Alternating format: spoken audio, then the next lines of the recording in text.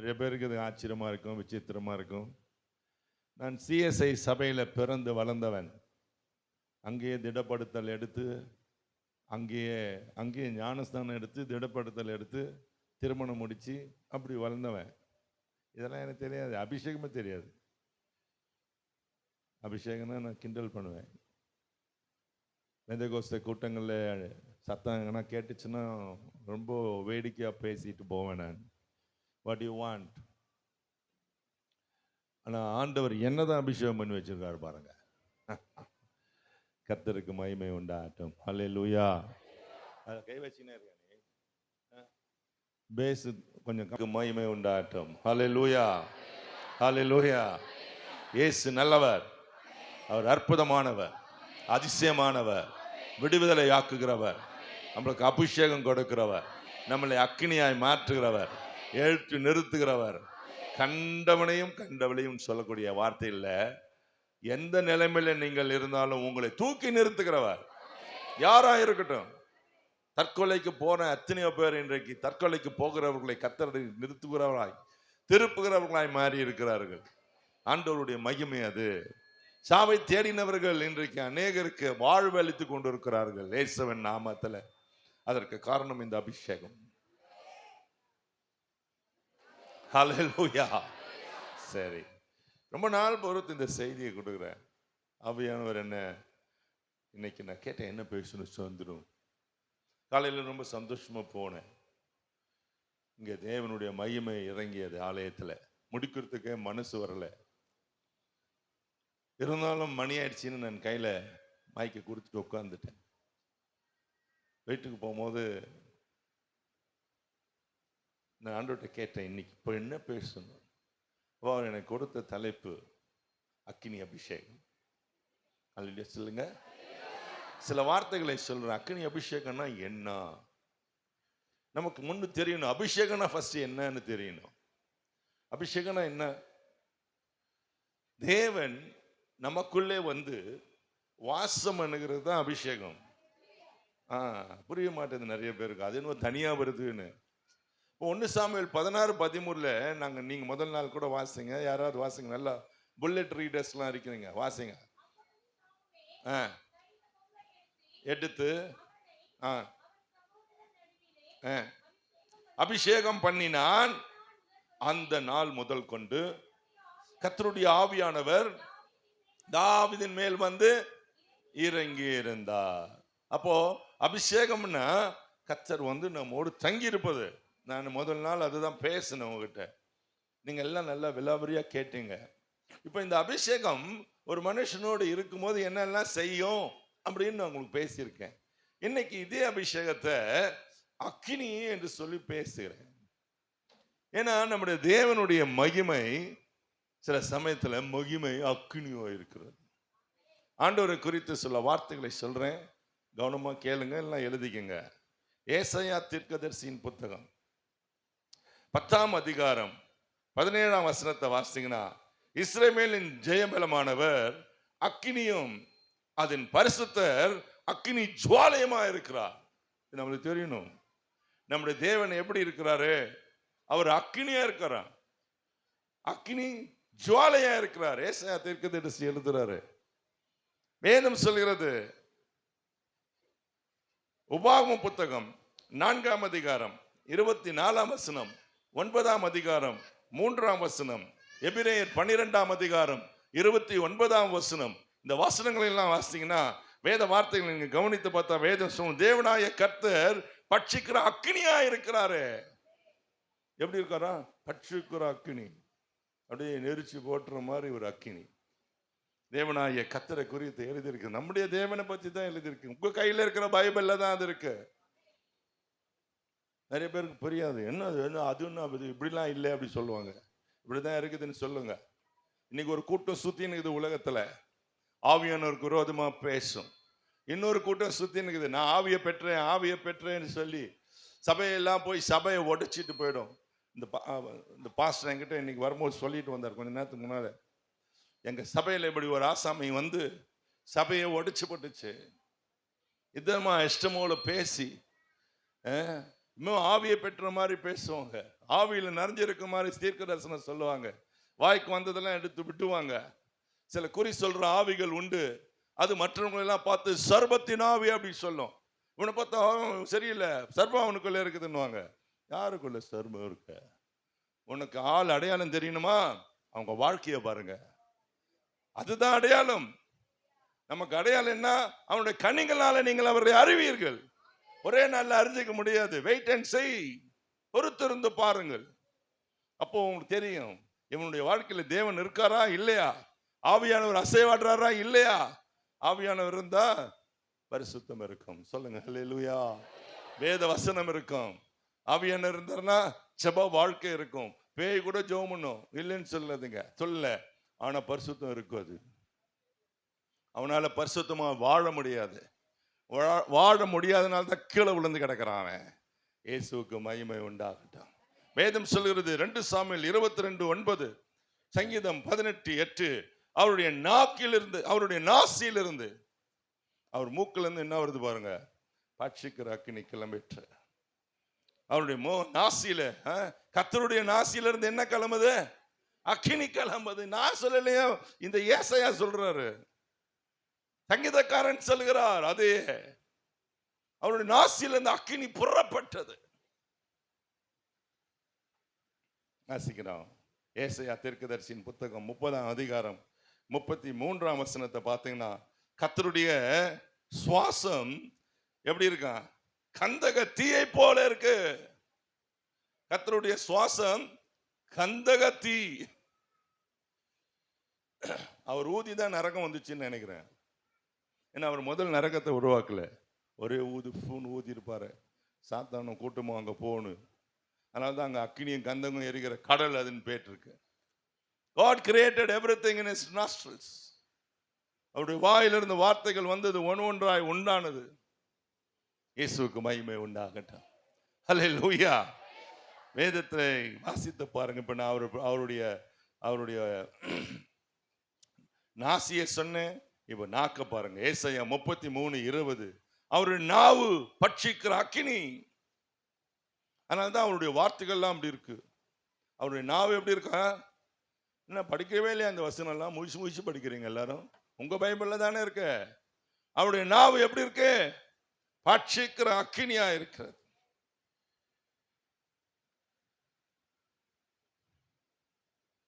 ஏசாயா 30ஆம் அதிகாரம் 30ஆம் வசனம், அவருடைய புயங்கள்ல கரந்தம், புய பலம் அப்படி சொல்றோம் நம்ம. அவருடைய பலத்தை கரத்துக்குள்ளே அடங்கிறீங்களே, அது எங்க எப்படி இருக்கு பாருங்க அந்த புயம். அவருடைய புயம் என்ன சொல்லுது பாருங்க, பட்சிக்கிற அக்கினியாய், சக்கினி ஜுவாலையா இருக்கிற. எசேக்கியேல் 27ஆம் அதிகாரம், எசேக்கியேல் 1ஆம் அதிகாரம் 27ஆம் வசனம், எசேக்கியேல் 8ஆம் அதிகாரம் 2ஆம் வசனம் 3ஆம் வசனம், இவைகளை வாசித்தால் வேதம் சொல்லுது, அவருடைய இடுப்பாக காணப்பட்டது முதல் கீழெல்லாம் அக்கினியாகவும், அவருடைய இடுப்பாக காணப்பட்டது முதல் மேலெல்லாம் அக்கினி சொகுசாவை போல இருக்கு. வாசிங்க சிஸ்டர். அந்த ஒரு புல்லட் மாதிரி ஒருத்தர் வாசிப்பாங்களே, உங்களுக்கு என்ன ஆச்சுன்னு தெரியல, அபிஷேகம் வந்தவனே. ரைட், வாசிங்கம்மா.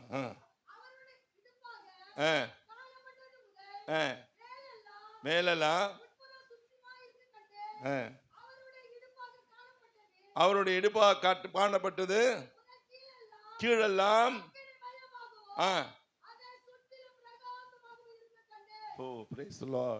அவர் இடுப்பும் அவருடைய மேல எல்லாம் நெருப்பு அக்கினி.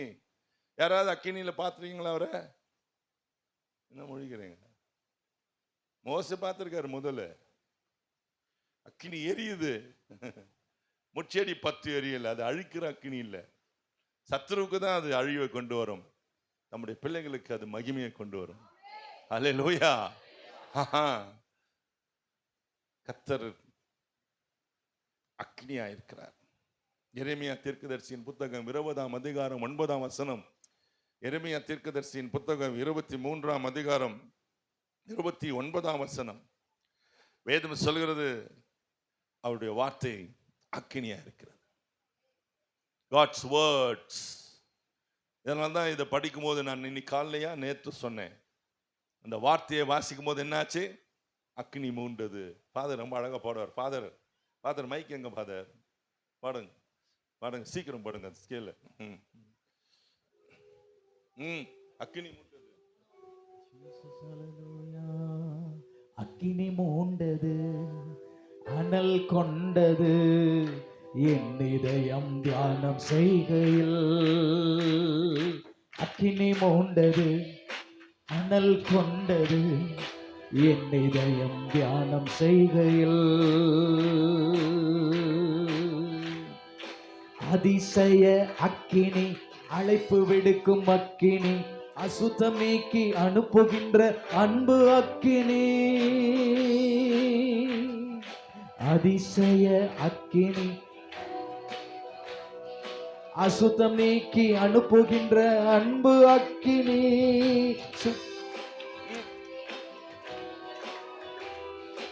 வேண்டுதல் செய்யும் போது இறங்கும் அக்கினி. அக்கினி அக்கினி, பரலோக பரிசுத்த அக்கினி. அக்கினி அக்கினி, பரலோக பரிசுத்த அக்கினி. அக்கினி மூண்டது, அனல் கொண்டது, என் இதயம் தியானம் செய்கையில். அக்கினி மூண்டது, சொல்லுங்க, அனல் கொண்டது, என் இதயம் தியானம் செய்கையில். வழி நடத்தும் அக்கினி, வாழ வைக்கும் போகும் பாதை காட்டுகின்ற புனித அக்கினி. வழி நடத்தும் அக்கினி, வாழ வைக்கும் அக்கினி, போகும் பாதை காட்டுகின்ற புனித அக்கினி. வெளிச்சம் தரும் அக்கினி, விலகாத அக்கினி, வேண்டுதல் செய்யும் போது இறங்கும் அக்கினி. வெளிச்சம் தரும் அக்கினி, விலகாத அக்கினி, வேண்டுதல் செய்யும் போது இறங்கும் அக்கினி. அக்கினி அக்கினி அக்கினி அக்கினி, பரலோக பரிசுத்த அக்கினி. அக்கினி அக்கினி, பரலோக பரிசுத்த அக்கினி. அக்கினி மூண்டது, அனல் கொண்டது, என் இதயம் தியானம் செய்கையில். அக்கினி மூண்டது, அனல் கொண்டது, என் இதயம் தியானம் செய்கையில். அக்கினி அக்கினி, பரலோக பரிசுத்த அக்கினி. அக்கினி அக்கினி, பரலோக பரிசுத்த அக்கினி. அக்கினி மூண்டது, அனல் கொண்டது, என் இதயம் தியானம் செய்கையில். அக்கினி மூண்டது, அனல் கொண்டது, என் இதயம் தியானம் செய்கையில். நீங்க தியானம் பண்ணாலே அக்கினி வந்துடும், இதயத்துக்குள்ள வந்துடும், இனிமேல் வந்துடும். ஏன்னா அதை ருசிச்சிட்டீங்கல்ல, இனிமேல் அக்கினி தான் அவங்க கூட இருக்கும். அல்லேலூயா. எரேமியா 5ஆம் அதிகாரம் வேதத்துல 14ஆம் வசனத்தை வாசிங்கன்னா, 2வது பகுதியில சொல்றாரு, எரேமியா, கர்த்தருடைய வார்த்தை என்னுடைய எலும்புகளுக்குள்ளே அகப்பட்டு எப்படி இருந்துச்சா, எரிகிற அக்கினியை போல இருந்ததா. அவருடைய எலும்புகளுக்குள்ளெல்லாம் அக்கினி வந்துடுச்சு. ஏன் அவங்களால தீர்க்க தரிசன வார்த்தைகளை எடுத்து சொன்னாங்க? ஏசாயா சொன்ன ஒரு தீர்க்க தரிசனம் 200 வருஷம் பொறுத்து அது நிறைவேறி இருக்கு. அவர் சொன்னாரு, இந்த இஸ்ரவேல், இந்த யூதேயா தேசம் மண்மேடாய் போகும். அவர் சுத்து போயிட்டாரு. 200 வருஷம் கழிச்சு அந்த வார்த்தை நிறைவேறியது. ஏன்? அதாங்க அக்கினி. கர்த்தருடைய அக்கினி உள்ள இருந்து புறப்பட்டு வரும். சும்மா என் மகளே, என் மகனே எல்லாம் வராது. சும்மா சொன்ன வார்த்தை இதயத்தை கிழிச்சிட்டு போயிடும். கர்த்தருடைய வார்த்தை அது. அதுக்கு நீங்க உள்ள கர்த்தருடைய வார்த்தையை போய் திணிக்கணும். நான் படுத்துக்கிட்டே படிச்சுட்டு இருந்தேன். இப்போ எனக்கு முடியல, வீட்டுக்கு போய் ரூமுக்கு போய் ஐ வாஸ் பிட் சிக். ஆனாலும் கர்த்தருடைய வார்த்தை வேணுமே. படுத்துக்கிட்டே வசனத்தை வாசிச்சுட்டு இருந்தேன். தேவனுடைய அக்கினி எங்கிருந்து வருது? வார்த்தையிலிருந்து வருது. வார்த்தை இருந்தாதான் அபிஷேகம் வரும். அபிஷேகம் இருந்தா வார்த்தையை தேடுவேன். இது ரெண்டுத்தையும் பிரிக்கவே முடியாது. அல்லேலூயா சொல்லுங்க. அல்லேலூயா, அல்லேலூயா. கர்த்தருக்கு கோடான கோடி ஸ்தோத்திரம். சங்கீத புத்தகம் 18ஆம் அதிகாரம் 12ஆம் வசனத்தை பார்த்தீங்கன்னா, அவருடைய சந்நிதி பிரகாசத்தினால் நெருப்பு தழல் விழுந்தது. அவருடைய சன்னிதானத்திலிருந்து என்ன விழுது பாருங்க, நெருப்பு தழல் விழுந்துதான். தேவனுடைய முகம் எனக்கு ரொம்ப விருப்பம். எனக்கு அவரை பார்க்கணும், எப்படி இருக்காரு, என்ன கேட்கணும். அப்பதான் இந்த வசனம்லாம் எனக்கு கிடைச்சது. நான் எழுதி வச்சேன். சில ஊழியக்காரங்க நீ பேசுறது எனக்கு கொடுன்னு கேட்பாங்க. முதல் கொடுக்காத இருந்தேன். நான் கஷ்டப்பட்டு உனக்கு கோசியில் கொடுக்கணுமான்னு. அப்புறம் பார்த்தேன் இது கர்த்தருடைய வார்த்தை, கொடுத்த எல்லாருக்கும். அல்லேலூயா சொல்லுங்க. வெளிப்படுத்தின விசேஷம் 1ஆம் அதிகாரம் 16ஆம் வசனம், 17ஆம் அதிகாரம் 2ஆம் வசனம். அவருடைய முகம் வல்லமையாய் பிரகாசிக்கிற சூரியனை போல இருக்கிறது. சூரியன் என்ன குழுகுழுன்னா இருக்கு? எவ்வளவு பாருங்க பாருங்க, அவருடைய முகம் எப்படி பிரகாசிச்சு, அக்கினி பத்தி எரியுது. சூரியனே ஒரு அக்கினி பந்துன்னு தானே சொல்றாங்க விஞ்ஞானிக. சூரியனுக்கு என்ன பேரு? அக்கினி பந்து. சூரியனை உண்டாக்குன இந்த பந்து எப்படி இருக்கும் பாருங்க. God only created. ஒரு வார்த்தையில எல்லாம் உண்டாச்சு. நான் அதுல நின்று பார்க்கணும்னு ஆசையா இருக்குது. பரலோகத்துல போய் ஆண்டவர் உனக்கு என்ன வேணும் கேட்டா, உன் சிருஷ்டிப்பெல்லாம் எப்படி பண்ணீங்க பார்க்கணும்பா. ஒரு வார்த்தையை சொன்னார், எல்லாம் உண்டாச்சா. எப்படி அது ஒரு வார்த்தை? சூரியன் சாதாரணதான், பூமியை மாதிரி பல ஆயிரம் மடங்கு பெருசு அது. சூரியன் பூமியை மாதிரி பல்லாயிரம் மடங்கு பெருசு. சந்திரன் அதை விட பல்லாயிரம் மடங்கு பெருசு. சூரியன் அதை விட பல்லாயிரக்கணக்கான தடவை பெருசானது. நம்ம பார்க்கிற சாதாரண ஒரு நட்சத்திரம். விஞ்ஞானிங்க சொல்றாங்க எவ்ரி ஸ்டார் எவ்வளவு பெருசு. சோத்திரம் சொல்லுவீங்களா? நம்ம சிருஷ்டித்தவர் எப்படிப்பட்டவர் பாருங்க. அதெல்லாம் வாயில சிருஷ்டித்தாரு, வார்த்தையில. நம்மள மாத்திரம் தான் கையினால பிசைஞ்சு உண்டாக்கி இருக்கார். காரணம் நம்ம விசேஷத்தவர்களை அவர் பார்க்கிறார். தம்ம போலவே. சூரியன் அவரை மாதிரி இல்லை. சூரியர் சந்திரர் நட்சத்திரங்கள் போட்டு. சூரிய சந்திரன் போல பைபிள்ல. சூரியர் அப்படின்னா அவருக்கு ஒரு பெயர் கொடுத்துருக்காங்க. இதெல்லாம் சபையில பேச மாட்டேன், என் பைபிள் கிளாஸ்ல தான் பேசுறேன். அதனாலதான் கர்த்தர் சொன்னார், எதையும் வணங்காத, நான் சிருஷ்டித்தத.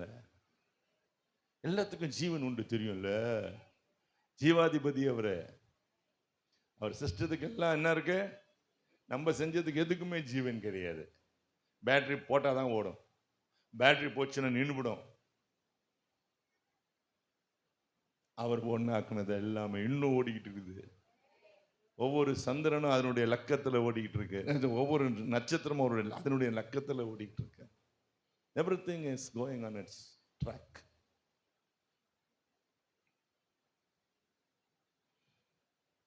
தானியேலின் புத்தகம் 7:9 நேத்து சொன்னேன். அவருடைய சிங்காசனம் எனக்கு ரொம்ப ஆசை. இவரு அக்கினியாவே இருக்கிறாரு.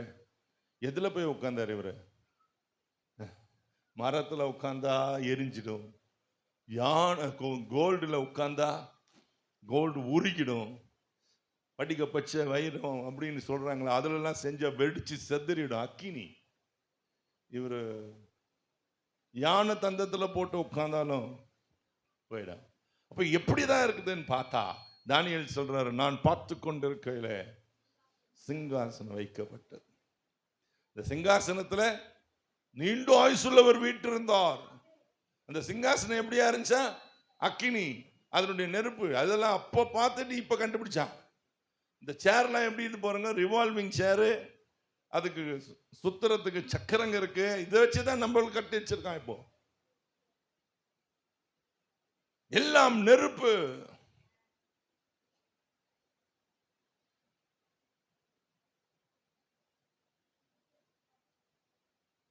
யாத்திராகமம் 19ஆம் அதிகாரம் 18ஆம் வாக்கியத்தை வாசிச்சு பார்த்தா வேத வசனத்துல கர்த்தர் சீனாய் மலையில் பாருங்க எதுல நின்னாரா? அக்கினி.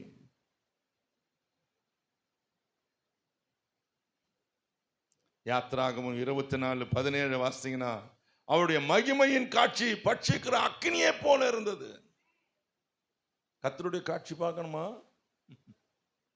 எனக்கு இயேசுநாதர் வந்தாரு, இப்படி நின்னாரு, அழகா இருந்தாருன்னு சொல்றீங்களே, இதுல ஒரு காட்சி இருக்கு பாருங்க. பைபிள்ல தான் இது. படிங்க சிஸ்டர். மழையின் கொடு முடியிலே கர்த்தருடைய மகிமையின் காட்சி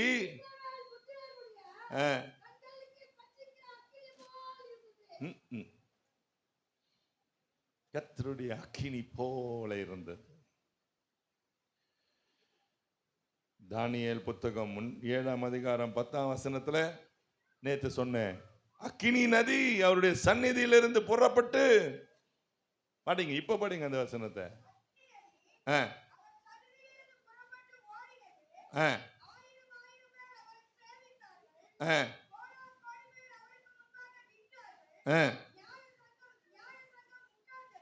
ஓகே, திறக்கப்பட்டது.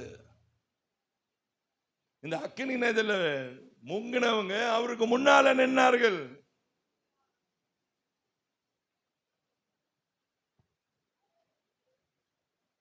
ஏதோ ஞானஸ்தானத்தோடு முடிஞ்சில்லை நம்ம வாழ்க்கை. அக்கினி. நான் நேற்று விளக்கு சொன்னேன். 22ஆம் அதிகாரம் 1ஆம் வசனம் 2ஆம் வசனத்துல வெளிப்படுத்தின விசேஷம். அவருடைய சன்னிதானத்திலிருந்து ஒரு நதி ஓடுகிறது அப்படின்னு சொன்னேன். இந்த நதி அவருடைய சிங்காசனத்திலிருந்து புறப்பட்டு வருது. தேவனும் ஆட்டுக்குட்டி ஆனவருடைய சிங்காசனத்தில். ஆனா தானியேல் பார்க்கும்போது வித்தியாசமா பார்க்கிறார். ஃபயர். இன்னும் இந்த யோவானை குறித்து சொல்றேன் பாருங்க. வெளிப்படுத்தின விசேஷம் 2ஆம் அதிகாரம் 14ஆம் வசனம்.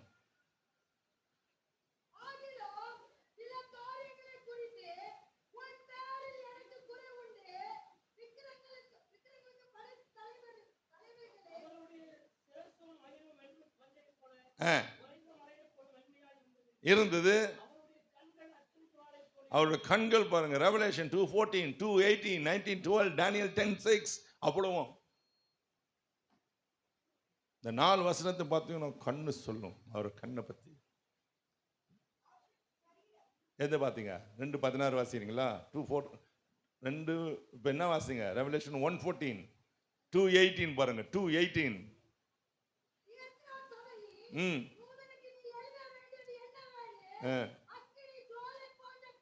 அக்கினி பாகளை போன்ற கண்கள். 19:12 பாருங்க. ஒரு அக்கா தான் படிக்கணுமா? இந்த அக்காங்கெல்லாம் படிக்க மாட்டாங்களா? அவருடைய கண்கள் எப்படி இருக்கு பாருங்க. தானியேல் 10:6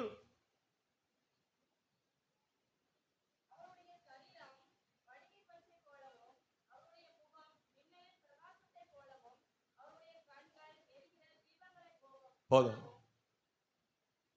எல்லாம் அவரது பத்தி தான் எழுதியிருக்கு, நம்மளை பத்தி இல்ல. கண்ணு அக்னியா. யோவான் சொல்றாரு, நான் இயேசு கொன்போன சிஷ்யன், இயேசுவின் மார்பிலேயே சாந்தி இருப்பேன் எப்பவுமே. ஆனா இங்க பாத்தீங்கன்னா, நான் அவரை பார்த்த போது செத்தவனை போல முகம் குப்புற விழுந்தேன். பார்த்தவனை, ஐயா எங்கயா போனீங்க? இவ்வளவு நாள் எங்க கூட தானே இருந்தீங்க, உன் கண்ணு இப்படி எரியுது. Glory to God. சொல்ல மாட்டீங்களா? ஹல்லேலூயா. அவர் எப்படி பேசுறாரு பாருங்க. உபாகமம் புத்தகம் 4ஆம் அதிகாரம், உபாகமம் 4:12, 4:33, 4:36, 5ஆம் அதிகாரம் 26ஆம் வசனம். இவ்வளவும் என்ன சொல்லுதுன்னா, அவருடைய வார்த்தை அக்கினியா இருந்தது. யாராவது ஒண்ணு படிங்க. அக்கினியின் நடுவில் இருந்து பேசினார். யாத்திராகம் 3:2-3-4 பாத்தீங்கன்னா அக்கினியின் நடுவில் இருந்து சத்தம் கேட்டது, மோசே பாபா உன்கிட்ட நான் பேசணும். அவன் பார்த்து ஆச்சரியப்பட்டான். என்னப்பா இது? மோசே என்ன சாதாரண ஆடு மேய்க்கிறவன் நினைச்சிடாதீங்க. ஒரு வலிமையான வல்லரசுல இருந்த இளவரசன் அவன். அவரை குறித்து சில காரியங்கள்லாம் படிச்சுட்டு இருந்தேன். மோசே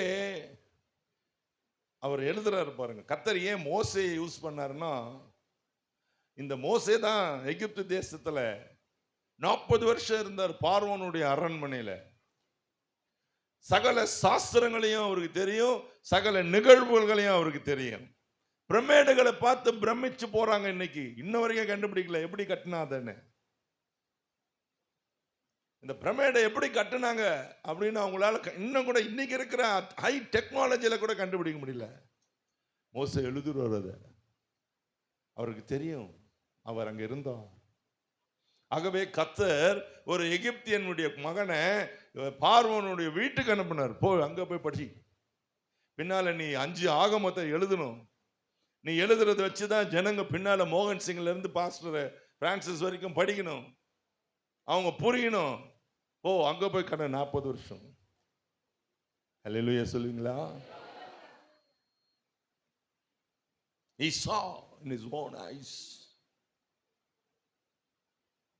சகல சாஸ்திரங்கள் வாக்கிலும் செய்கையிலும் அவர் வல்லமையா இருந்தார். எல்லாத்தையும் படிச்சிருந்தார். நம்ம நினைச்சு ஆடு மேய்க்கிறான், நாக்கு போச்சு, அவன் தெத்துவாயெல்லாம் அதெல்லாம் அப்புறம் தான், முதல் தெத்துவாயன் இல்லாம. Moses was such a powerful instrument.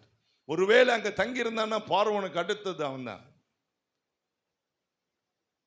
அதான் சொல்றாரு, அநித்தியமான பாவ சந்தோஷங்களை அனுபவிக்கிறதை காட்டிலும் தேவனுடைய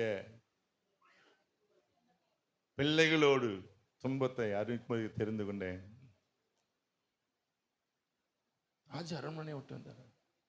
இன்னைக்கு இருக்கிற இந்த ராஜ அரண்மனை இல்ல, வல்லரசு. அத்தனை நாடும் அவங்களுக்கு கப்பம் கட்டியது. ஹல்லேலூயா சொல்லுங்கப்பா. ஹல்லேலூயா, ஹல்லேலூயா. தேவனே உமக்கு மகிமை உண்டாகட்டும்.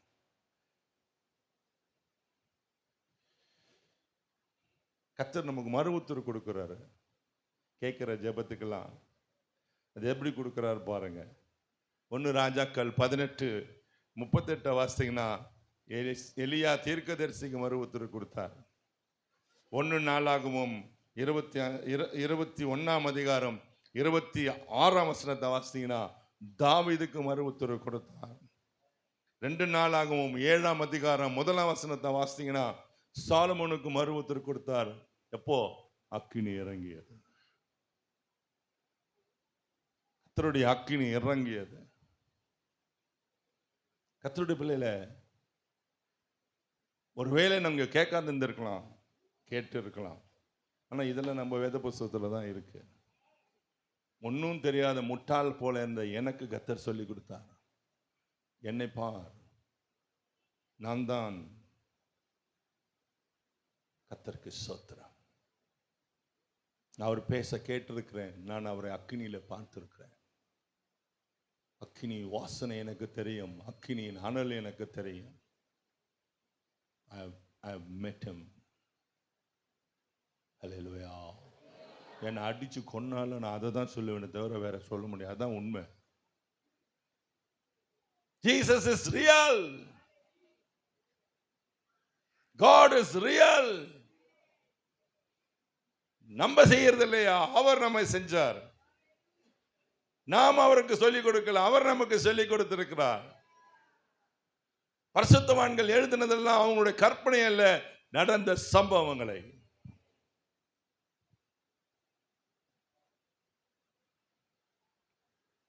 மல்கியா 3:2 வாசித்தீங்கன்னா அவர் புறமிடுகிறனுடைய அக்கினியை போல இருக்கிறார்.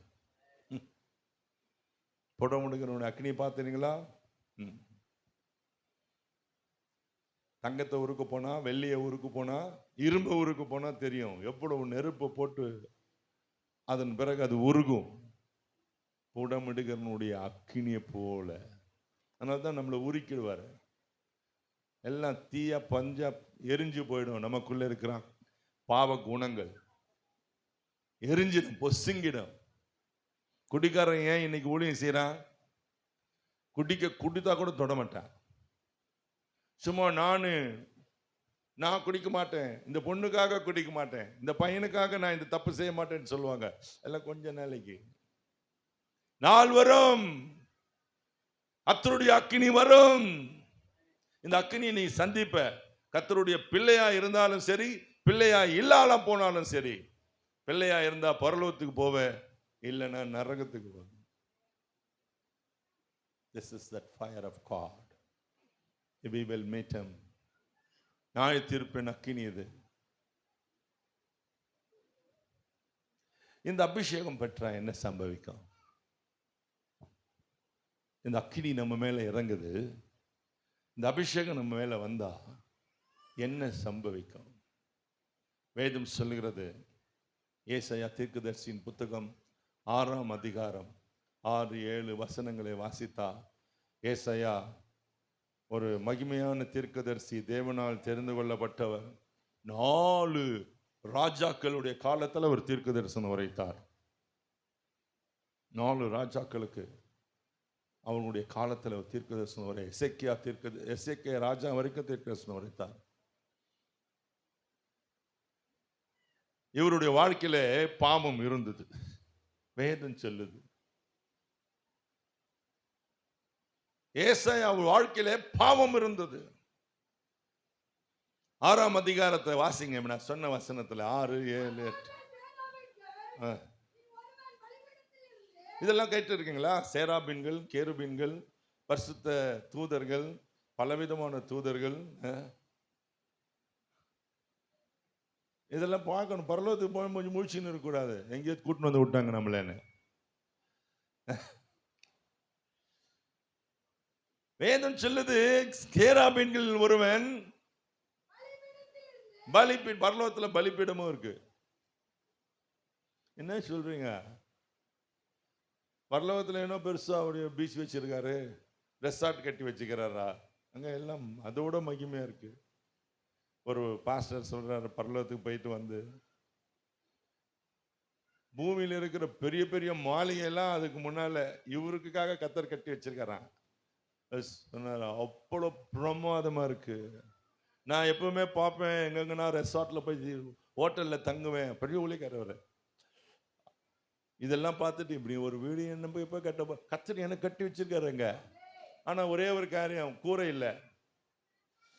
இன்னப்பா வீடு கட்டிட்டீங்க, கூரையே இல்லைன்னாரா?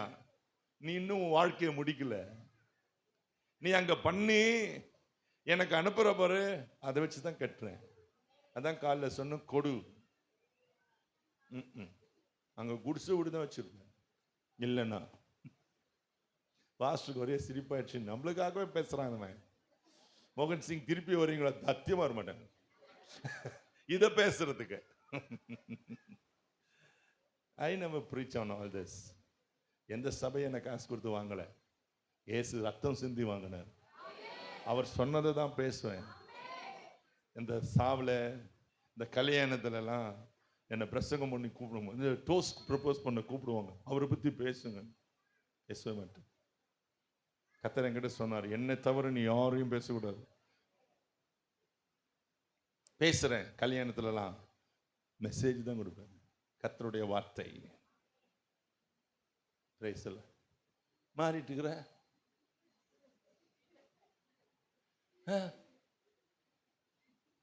இங்கே பார்த்தனே, மாத்திட்டியோ? இல்ல. சரி, ரைட். கர்த்தருக்கு ஸ்தோத்திரம். வாசிங்க.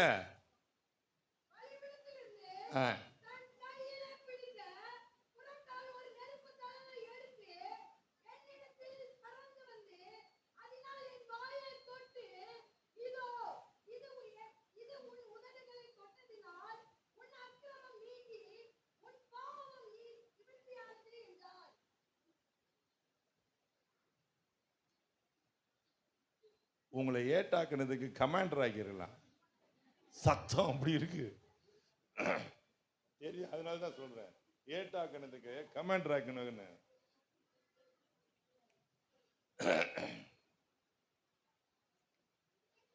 வேதம் சொல்லுது, அவன் ஐயோ அதமானேன், அசுத்தமான உதடுகள் உள்ள மனுஷர்கள் மத்தியிலே நான் வாசம் பண்ணுகிறேன் அப்படின்னு சொல்லும்போது, சேராபீன்ல ஒருவன் குரட்டை எடுத்துட்டு வந்து நெருப்பை பிடிச்சு கொண்டு வந்தான் பாருங்க. மேல இருந்து வந்து அவனுடைய உதட்டை தொட்டான். உதட்டை தொட்டதனால் உன் அக்கிரமம் நீங்கி உன் பாவம் நிவர்த்தியானதுன்னு என்ன அர்த்தம்? போச்சுன்னு அர்த்தம். Oh glory to God. அக்கினி என்ன செய்து பாருங்க, பாவம் வேற அறுத்துரும். செய்யத்தக்கவளை செய்யாமல் செய்யத்தகாவலை செய்து வந்தேன், எனக்கு சுகமே இல்லை, ஆனாலும் ஆண்டவரேன்னு சொல்றமே ஜெபம். உங்களை சொல்றேன், என்ன சொல்றேன் நான், நீங்க செய்யோ ஓகே வாரம் வாரம் சொல்றேன். ஆனா ஒண்ணு தெரியுமா, அவன் அதையாவது சொல்லி பரலத்துக்கு போயிடுவாங்க. அவங்க ரெண்டு காரியம் செய்வாங்க சாஸ்டர். பெந்தகோஸ்தே சர்ச்சில் அது கிடையாது. ஒன்று, ஆரம்பத்தில் முதல் பாடல்லாம் முடிஞ்சவனே பாவ அறிக்கை ஜெபம் செய்வாங்க. பிரசங்கம் முடிஞ்ச பிறகு விசுவாச பிரமாணத்தை அறிக்கை செய்வாங்க. ரெண்டுமே அவசியம். அதை வாசித்து பார்த்தீங்கன்னா அவ்வளோ ஆப்டா போட்டிருக்கோம். மாதம் வாரம் வாரம் செஞ்சிருவாங்க. தெரிந்தோ சரியாமலோ செஞ்சிருவாங்க. நம்மளால அதுக்கும் வரமாட்டான். பாவரிக்கை ஜெபம் பண்ண பிறகு சர்ச்சுக்குள்ளே வருவாங்க. அது அவர் கொஞ்சம் கொஞ்சம் என்ன மாதிரி நீட்டிட்டாருன்னு வச்சுங்க, பிரசங்கத்தை பாதியிலே எழுந்து போயிடுவான். அவனுக்கு பாவம் மன்னிக்கப்படாது, விசுவாசமும் வளராது.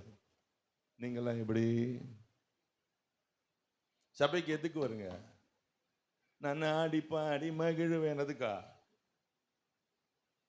கர்த்தருடைய சன்னிதானத்தில் பாவங்களை அறிக்கை செய்து பாவம் நிவர்த்தியாகும்படிக்கு கர்த்தருடைய அக்கினி உன்மேல் இறங்க வரைக்கும் காத்துரு. ஹல்லேலூயா, ஹல்லேலூயா. இயேசுவுக்கு மகிமை உண்டாகட்டும். லேவியராகமம் 10ஆம் அதிகாரம் 1-3 வசனத்தை வாசிதா வேதம் சொல்லுது, மோசேக்கு விரோதமாய் பேசின ஜனங்களை அக்கினி பட்சித்து போட்டது. இது என்ன செய்யும்? நியாயம் தீர்த்துரும். This fire will judge others.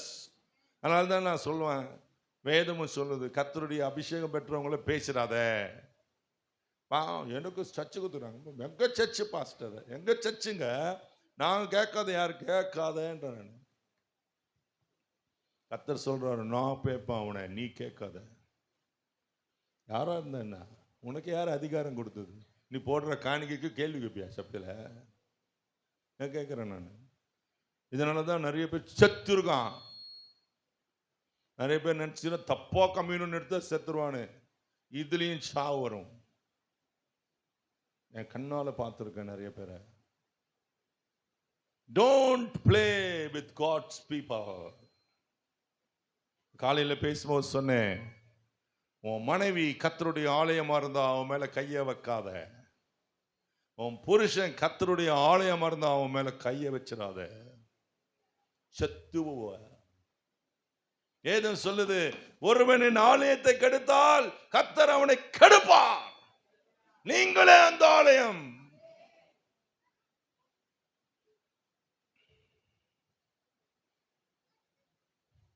அப்போஸ்தலர் 2ஆம் அதிகாரம் 41, 4ஆம் அதிகாரம் 4ஆம் வசனம், 5ஆம் அதிகாரம் 14ஆம் வசனம் வேதம் சொல்லுது, பேதுரு எழுந்து பிரசங்கம் பண்ணார். இந்த அபிஷேகம் பெற்ற பேதுரு, அக்கினியை பெற்ற பேதுரு.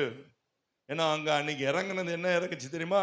அப்போஸ்தலர் 2ஆம் அதிகாரம் 1-4 வசனத்தை வாசித்தீங்கன்னா, அக்கினிமயமான பிரிந்திருக்கிற நாவுகள் அன்னைக்கு கூடியிருந்த 120 பேர் மேல் வந்து இறங்கியது.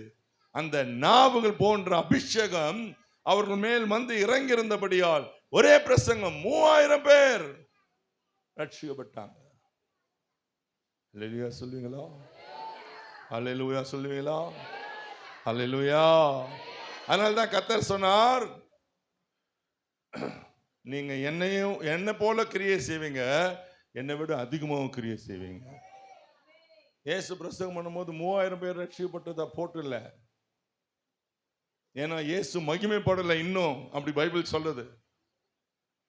ஆனா இயேசு சொன்னார், நான் போகிறது உனக்கு பிரயோஜனமா இருக்கும்.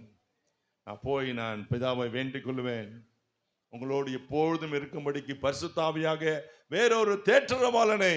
அப்படின்னா அதனுடைய அர்த்தம் என்னை போல இன்னொருத்தரை அப்படின்னு அர்த்தம். உங்களிடத்துல அனுப்புவார். வந்தா என்ன செய்வாரு? அக்கினி எழுப்புதல் தந்திடும் அக்கினின்னு பாடினார. எழுப்புதல், அதனாலதான் கொத்து கொத்தா. இன்னும் கொஞ்ச நாள் தான் இங்க, நீ எல்லாம் வேணாம், எங்களால முடியாது சமாளிக்க. ஏன்னா சைனா தேசத்துல அப்படி ஒரு எழுப்புதல் இப்ப வந்துட்டு இருக்கு. ஒரு நாளைக்கு 64,000 பேர் ரட்சிக்கப்படுறாங்களாம். நான் உட்கார்ந்து இருக்கேன். அந்த எழுப்புதல் எனக்கு ஒரு பங்கு வேணும்னு சொல்லுங்க ஆண்டவர்கிட்ட. வெறும் கையாய் பரலோகத்தில் வந்திடனே சுனாதா. வெறும் கையால போகாதயா, சும்மா போகாத, வெறுங்கையா. அப்ப எழுப்புதல்ல பங்கு இருக்கணும்னா நீ எழும்பி பிரகாசிக்கணும். எழும்பி பிரகாசி. மொழி வந்து எங்க வந்துச்சா? சபையில வந்து அழுதுன்னு உட்காந்து சொல்றாங்க, நம்ம ஐயோ அடிதான் வந்தது. அபிஷேகம் மொழியை கொண்டு வரும், எழுப்புதலை கொண்டு வரும். நீங்க பேசினா அவன் அழுவான், நீ பேசினா மன்னன் திரும்புவான். உன் வாயிலிருந்து புறப்படுற வார்த்தை அக்கினி. அதுக்கு தான் சொன்னேன், ஒரு ஒரு ஒரு ஈடு இட்லியை சாப்பிடணும். பாஸ்டர் மாதிரி 40 நாள் ஒன்றும் தின்னாத உட்காந்துருக்காரு. அவர் பார்த்தா யாராவது சொல்லுவாங்களா? அவர் 40 days. அடுத்த முறை தண்ணி கூட குடிக்காத ட்ரை பண்றீங்களா? பாசமாக அடப்பாவே சும்மாடா அப்படி சொல்றாங்க.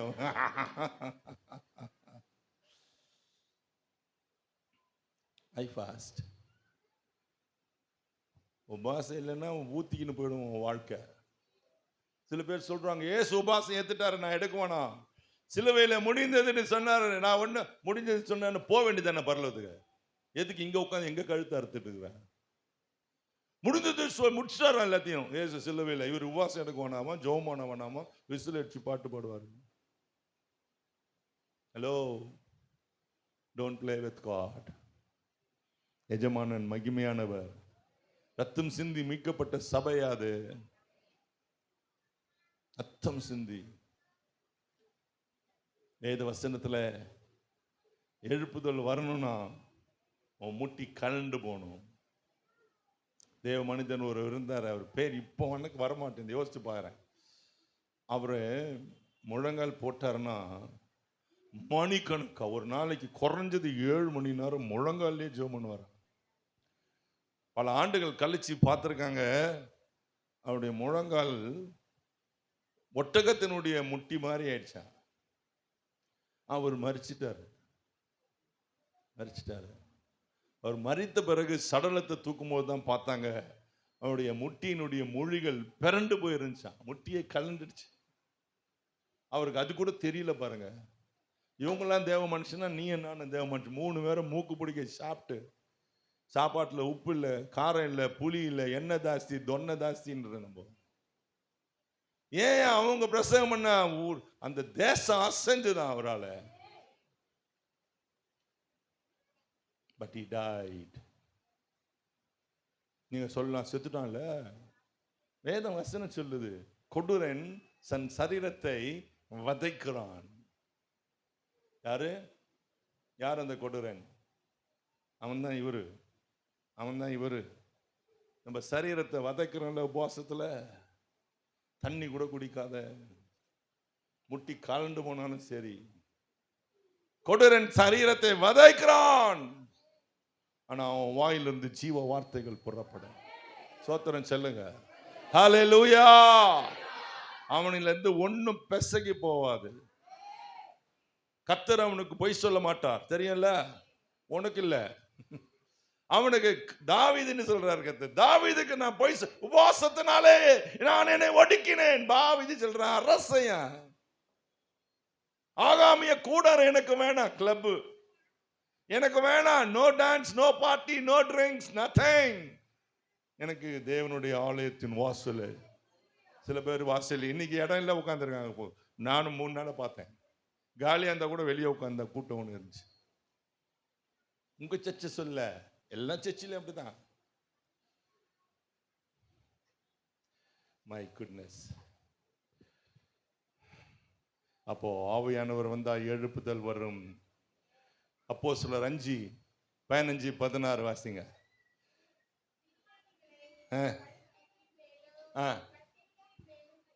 ம் ம்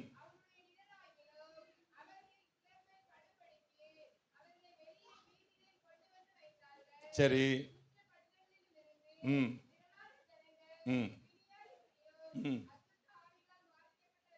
கொண்டு வந்தார்கள். இழுத்து பட்சினா எப்படிமா? டைம் இல்லையா? வாசிங்க. ஆமென். அவர்கள் எல்லாரும். அப்ப இந்த அபிஷேகம் என்ன செய்யும்? குணமாக்கும். சொல்லுங்க, குணமாக்கும். குணமாக்கும். உங்களுக்குள்ளே இந்த ஆவியானவர் வந்தா குணமாயிடும்.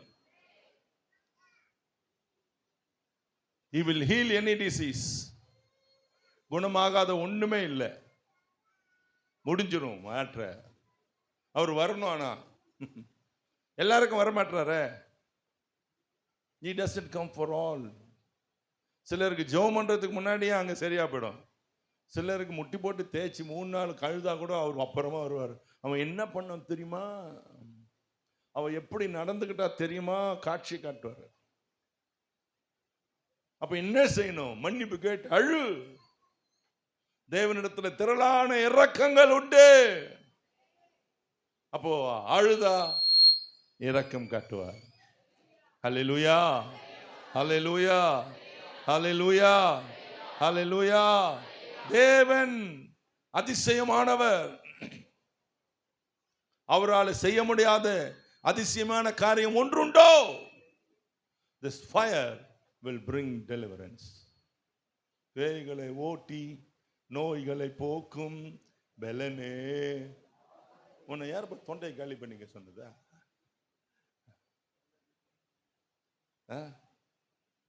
நீ பாடுற ஸ்பீடுக்கு பாடினா பாட்டு ஒத்து வராது. இது வேகமா பாடணும், டெம்போ. ஹல்லேலூயா, ஹல்லேலூயா. கர்த்தருடைய அக்கினி வியாதிகளை குணமாக்கும். வரும். நிழல் தான், நிழல் தான், நிழல் தான். பவுலை பத்தி சொல்லுது 19ஆம் அதிகாரம் 11-12 வசனத்துல. அவனுடைய உருமால்களை கொண்டு போய் போட்டாங்களா. வேதம் சொல்லுது அவர்கள் எல்லாரும் சுகமானார்கள். உருமால்னா கைக்குட்டை. அவர் அப்பப்போ குட்டியும் அங்கேயும் வச்சுட்டு வந்துடுவாரு. அப்படித்தானே சொல்றாரு பவுல. நான் அங்கே வச்சுட்டு வந்துட்டேன், ஏற்றுட்டு வாங்கன்னு. அந்த கை குட்டை வியாதிகளை குணமாக்கிடும். Your anointing will bring healings. Hallelujah, hallelujah. நான் சொன்னேன் இன்னைக்கு காலையில், நீங்கள் தான் அந்த ஆலயம். இந்த ஆலயத்தில் தான் இவர் வாசம் பண்ண விரும்புகிறார். உங்களுக்குள்ள வாசம் பண்ணா இவையெல்லாம் சம்பவிக்கும். ஒரு பேதுருக்கு சம்பவிச்சது மாத்திரம் இல்லை, உங்களுக்கு சம்பவிக்கும். நீங்கள் போகிற இடத்துல சம்பவிக்கும். ஆஸ்பத்திரியில் உயிரோடு போராடிட்டு இருந்தானே, நீ போய் அவனை எழுப்பிடலாம். அதுக்குன்னு சும்மா போயிடாதீங்க. எல்லாரும் போறவன் ஒன்னையும் கூட்டின்னு போயிடுவான். நல்ல ஜெபத்தோடு தேவ கட்டளைகளை பெற்று அதுக்கப்புறம் போங்க. பாஸ்டர் சொல்லிட்டாரு நாளைக்கு புறப்பட்டு போயிடாதுங்க. அதுவும் 2 பேரா போய் சொல்லுதுன்னு 2 பேரா போயிடாதுங்க. Wait at the feet of God. தேவ சமூகத்தில் அழுது புலம்பு. உனக்கே தெரியும், உன் மூக்குல இருந்து புகை வரும். ஐயோ, அதுக்கு தான் ஆம்பளைங்கெல்லாம் புகை விடுறாங்க பொழுது மூக்குல. எங்களால விட முடியல இந்த புகைன்னு. அந்த புகை நரகத்துக்கு கூட்டிட்டு போவோம், இந்த பக்கம் பரலோகத்துக்கு கூட்டிட்டு போவோம். காதல வரும் புகை. உண்மையே சொல்றேன் நான். கண்ணெல்லாம் கன கன கன நெருப்பு பட்ட மாதிரி எரியும். எழுந்து போ.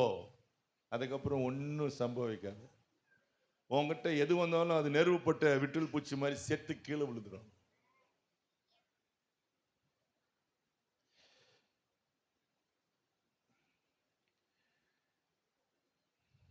அப்போஸ்தலர் 8ஆம் அதிகாரம் 15 17, 9ஆம் அதிகாரம் 6ஆம் வசனம், 9 17, 19 6, 13 1 2 எல்லாத்தையும் என்ன சொல்லுதுன்னா, அவர்கள் மேல் கைகளை வைத்தார்கள், அவர்கள் பரிசுத்த ஆவியை பெற்றுக்கொண்டார்கள். பாருங்க, நம்ம கை வச்சா அவங்க பரிசுத்த ஆவியை பெற்றுக்குவாங்க. கர்த்தர் நமக்கு அந்த பாக்கியத்தை வச்சிருக்காரு. வேத புஸ்தகத்துல தான் எழுதியிருக்கு, வேற எங்கேயும் இல்லை. புடிச்சு உன்னை தள்ளி விடுறது இல்லை. சில பேர் சொன்னாங்க, அன்னைக்கு போன வாரம் ஒரு கர்நாடகாவில் இருந்தேன், ஒரு அம்மா சொல்லுச்சு, பாஸ்டர் நான் நட்டுட்டு நின்று. She was telling that in English. Tamil தெரியாது அவளுக்கு. I stood erect. நான் வர்றவங்கன்னா பிடிச்சி தள்ளிடுவாங்க பாஸ்டர். அதனால் நீ அந்த மாதிரி தான் நினச்சிக்கிட்டேன். அப்படியே ஃப்ரண்ட் ரோவில் விடவே கூடாது அப்படின்னு நின்று. அப்புறம் என்னாச்சு கேட்டேன், முகம் குப்புறம் உழுதுட்டேன் பாஸ்டர். இப்படி உழுதுன்னு தெரியல எனக்கு. நான் வந்து தள்ளி விட்டுனானே, நீ எங்க அந்த கீழே வரல, மேலே நின்றுட்டு இருந்தேன். That is God. சொல்லுங்க, that is God.